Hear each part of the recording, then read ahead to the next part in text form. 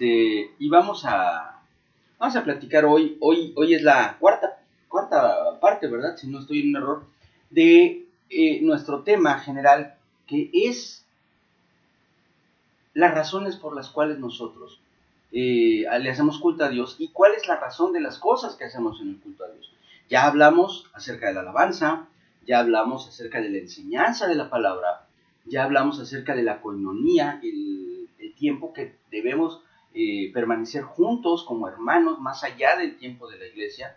Y hoy quiero hablarle de otro aspecto fundamental, aun cuando lo mencionamos con frecuencia y lo practicamos nosotros aquí en esta reunión con frecuencia. Hoy quiero hablarle de lo que la Biblia dice al respecto para que usted lo tenga presente. Mire, vamos a hablar de la oración. La oración, como tal, es una plática con Dios. Y nosotros lo enseñamos y lo vivimos de esa forma, de manera individual, de manera personal, y entendemos también que hay numerosas referencias en la palabra de Dios en relación con el apartarse en un lugar privado, en un lugar a solas, en un lugar oculto para hablar con Dios. Esto es cierto. Uno de los dos aspectos o una de las dos facetas de la oración es la oración privada con Dios. Y esta, bueno, pues es tema de toda una serie de enseñanzas que ya hemos nosotros impartido o que podemos volver a compartir, pero hoy quiero hablar en específico de la oración que la Biblia menciona como la oración de la iglesia, la oración en conjunto, la oración que tiene un poder o que no tiene poder, porque hay que tener mucho cuidado con eso. Muchas veces nosotros hablamos del poder de la oración y eso en realidad es una inexactitud. Yo no voy a decir que es una mentira, porque muchas veces lo decimos con la idea correcta en la cabeza, pero es inexacto en el lenguaje. La oración no tiene poder, ningún poder. El que tiene poder es el que escucha la oración. Dios que escucha la oración es el que tiene poder. Nosotros, dice la palabra, que la oración eficaz del justo puede mucho. Fíjese la diferencia. O sea, no dice la oración eficaz del justo tiene poder. El que es poderoso es Cristo Jesús. Amén. Pero la oración puede mucho. ¿Qué es lo que puede la oración? La oración puede tocar el corazón de Dios para que Dios actúe en función de su voluntad perfecta a partir de nuestras oraciones. Así que vamos a un par de textos que yo le voy a compartir rápidamente. Ya sabe que en este tipo de reflexiones, como rápido, no es un sermón, no es un curso tampoco. No me estoy metiendo en, vamos a la Biblia, tal tema, eso lo podemos ver en otro momento. Pero yo le voy a hablar de dos textos que usted conoce muy bien. Hay uno en el que dice, donde 2 o 3 estén congregados en mi nombre, ahí estoy yo en medio de ellos. Y hay otro texto en el que dice, donde 2 se pusieren de acuerdo acerca de algo y oraren juntos, ahí yo voy a responder. Estos dos pasajes que son muy conocidos y que nosotros hemos leído y hemos escuchado infinidad de veces, revelan en toda su profundidad uno de los misterios más grandes que fueron revelados a través primeramente de una forma sutil del Señor Jesucristo y después con todos los detalles a través del perito arquitecto de la iglesia en la dispensación de la gracia, que es el apóstol Pablo. Nosotros entendemos a través de estos textos bíblicos que la Biblia no solamente nos exhorta a orar en lo privado, también nos exhorta a orar juntos. ¿Por qué la diferencia? Bueno, lo primero es algo que tiene una significación muy particular para nosotros en lo personal, es decir, la oración en privado tiene como objetivo nuestra comunión con Dios, la forma en la que nosotros nos relacionamos con nuestro Padre Celestial, la forma en la que nosotros tenemos intimidad con aquel que nos es amado, aquel que nos amó primero y al cual amamos ahora, y tenemos la oportunidad de derramarnos, de explayar en todo lo que valga nuestros sentimientos, nuestras necesidades, nuestra gratitud, todas aquellas cosas que nos son personales y que tienen una característica, y la característica es que la verdadera intimidad con Dios es algo que por sí mismo fíjese lo que le voy a decir, es digno, desde un punto de vista humano, de hacernos sentir grandes, de hacernos sentir importantes. O sea, el que tú puedas decir, yo platico personalmente con Dios, o sea, piénselo tantito. Yo platico personalmente con el Rey del Universo. Él me recibe en la intimidad y me escucha y me contesta. Amén. El problema es que muchas veces, para nosotros como seres humanos, se vuelve más importante la trascendencia de esa relación que la relación misma. El Señor Jesús nos insta continuamente, a lo largo de su ministerio en los evangelios, a orar a solas, a orar en lo privado, a no hacer alarde de esa relación que, ay, o sea, nos hace sentir, wow, yo conozco gente que anda presumiendo por ahí que conoce al gobernador y que conoce al presidente municipal y que es amigo de tal diputado y que conoce al presidente. Y ya esas cosas dicen, bueno, pues que es una persona importante. Imagínense nada más nosotros que podemos decir, yo conozco al Rey del Universo y hablo con él cara a cara y me recibe en su habitación íntima y platicamos. Imagínense nada más la magnitud de lo que eso podría representar para nuestro ego como seres humanos. Infinitamente superior que cualquier relación humana. Y sin embargo, amados, el Señor nos insta a evitar que ese ego estorbe nuestro corazón y por eso nos dice, ve y ora en lo privado. No seas como los hipócritas que se ponen en medio de la congregación a orar a grito pelado para que todo el mundo vea cuánta comunión tiene con Dios. Y yo creo que a todos nos hace bastante bien eso. Déjeme platicar. Yo fui formado en mi juventud en una iglesia que tenía un instrumento que no existe hoy en día en muchas congregaciones, que es un altar para orar, un lugar de oración dentro del templo, dentro de la nave principal. En nuestro caso, pues estaba al frente, era un espacio que incluso en aquel entonces, ahorita ya no, pero en aquel entonces estaba alfombrado para que pudiera no postrarse cuando estaba congelándose el piso, que no dolían las rodillas. Entonces, había mucha gente. Y cuando digo esto, lo digo con conocimiento de causa, porque yo muchas veces fui de esos. Se lo estoy confesando como amigo. Mucha gente que entraba al templo y se iba enfrente y se postraba y empezaba a orar. Le voy a poner comillas con todo conocimiento de causa. Se ponía a orar porque eso era bien visto, porque era una cuestión de que decían, ay, es que mira cuánto tiempo pasa en oración, es que este hermano sí está bien santificado. Alguna vez una persona a mí me dijo, híjole, pasaste tanto tiempo que yo pensé que te iban a salir alitas, así como angelito, ¿no? Y en esa ocasión sí tenía yo un buen motivo para estar postrado llorando y clamándole a mi Señor. Pero eso es un problema. El Señor Jesús lo distinguió, el Señor Jesús lo percibió y por eso dijo, métete a tu lugar secreto a orar con Dios, para que en lo íntimo el Señor te escuche y tú lo escuches a Él y Él te responda en público. Porque es importante entender que lo más importante para nuestro Señor, siendo Él el Rey del Universo, somos nosotros. Él dice que somos su especial tesoro, que somos la niña de sus ojos. Entonces, todo lo que Él nos pide es para nuestro bien. ¿Qué bien podemos nosotros hacerle a Dios? Hace poquito vi una imagen por ahí que me pareció lamentable. Una imagen del supuesto Jesús, sentado en una piedra en medio del desierto, triste, lloroso, acongojado, y por abajo un letrero diciendo, es que Jesús está triste porque no le haces caso. Es que Jesús sufre porque tú no lo escuchas. Estamos hablando del Rey de Reyes y Señor de Señores, Dios de todo el universo. Uno por el cual, por el puro efecto de su palabra, todos nosotros podríamos ser transformados automáticamente en seres sin tacha, sin mancha. No, Dios no nos necesita. Nosotros necesitamos a Dios. Y sí habla la palabra del anhelo de Dios de que nosotros le recibamos. Dice el Señor, Dios quiere que nadie se pierda, sino que todos procedan al arrepentimiento. Pero no es porque Él esté esperando que nosotros le podamos dar algo. Él es el dueño de todo.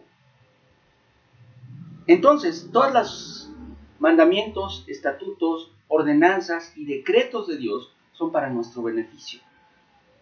Y uno de ellos es ese, el que oremos en lo secreto. ¿Para qué? Para que nuestro ego no se vea alimentado y por el contrario, nosotros podamos permanecer en humildad y reconocer su grandeza, porque en la medida en la que nosotros reconocemos la grandeza de Dios, nosotros somos exaltados. Dice la palabra que el que se exalte a sí mismo será humillado, pero el que se humille será enaltecido. Entonces, ese aspecto de la oración que ya tocamos es uno, pero hay otro, porque como le digo, dice la palabra claramente que vayamos a la congregación y donde dos se pongan de acuerdo para orar acerca de algo, ahí Dios va a obrar, y que donde 2 o 3 estén congregados en su nombre, ahí estará Él en medio de ellos. Y todo esto, todas estas palabras que el Señor dijo, estaban revelando el misterio que nació desde el principio de la humanidad y que finalmente fue dado a luz en Pentecostés, que es la iglesia. La iglesia, la eclesia, la reunión de los santos que fueron llamados para que se juntaran y fueran un cuerpo en Cristo Jesús, del cual todos somos miembros y Él es la cabeza. La oración de la iglesia, la oración conjunta, no le estoy hablando de la adoración, no le estoy hablando de la alabanza, no le estoy hablando del clamor de adoración que exalta a Dios o que le declara el amor, nuestro amor a Dios. Estoy hablando de la oración como el proceso mediante el cual nosotros le presentamos a Dios necesidad. La oración de la iglesia es la realización de la identidad que Dios nos dio y que está revelada en la carta de Pedro cuando dice: mas vosotros sois real sacerdocio. Real sacerdocio. La palabra sacerdote proviene del latín sacerdos, que quiere decir intercesor, aquel que tiene la potestad para poder hablar con una autoridad en nombre de otro. Aquel que puede intervenir entre dos que podrían tener un conflicto y que no se podrían comunicar. El hombre tiene un conflicto con Dios, su pecado.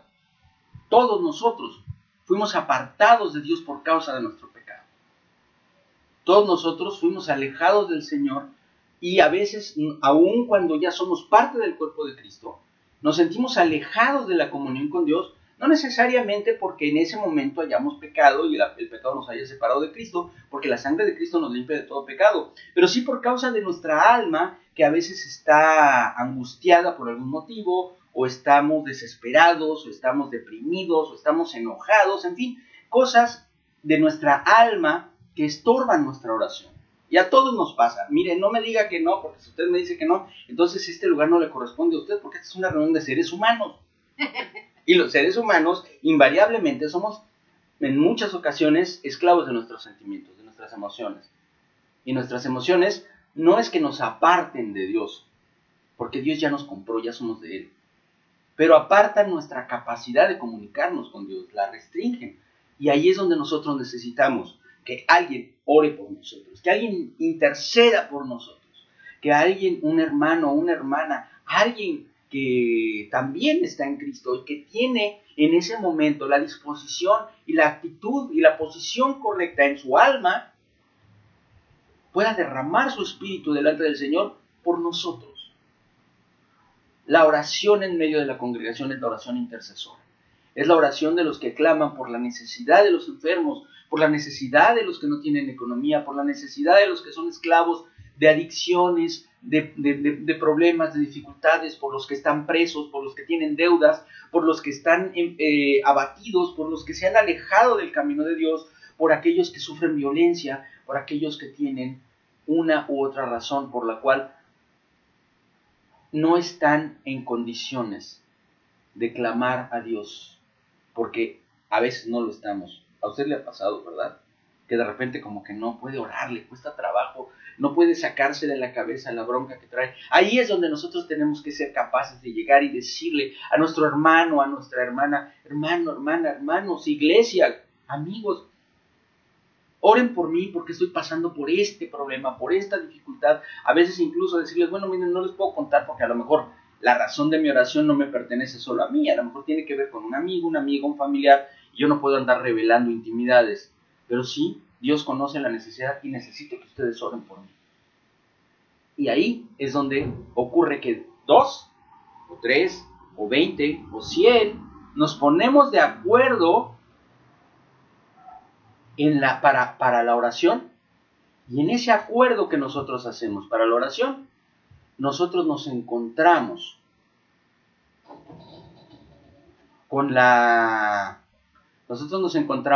con el privilegio maravilloso de poder orar, de poder interceder por las causas de nuestro Señor, por las causas de Él, porque ¿sabe qué? Nosotros somos las causas del Señor. Tan somos la causa del Señor que por usted y por mí, Él murió en la cruz. Tan somos causa de Dios que Él dio su vida por nosotros. Entonces, cuando oramos y pedimos por alguien más, no estamos simplemente orando para complacer a Dios, sino que estamos haciendo una oración en la cual nosotros estamos peleando las batallas de Jehová. Estamos haciendo guerra en contra de todas las cosas que nos apartan de Dios. Y yo por eso le exhorto, yo por eso le invito, yo por eso le encarezco a que usted practique con amor, que practique con diligencia y con toda la fuerza, con toda la fuerza que usted tenga en su mente, en su cuerpo y en su espíritu, la oración en medio de la congregación. No necesariamente en el culto. Las iglesias tenemos actividades que están relacionadas directamente con la oración. Veladas de oración, vigilias, tenemos estos devocionales que están destinados en parte a orar juntos.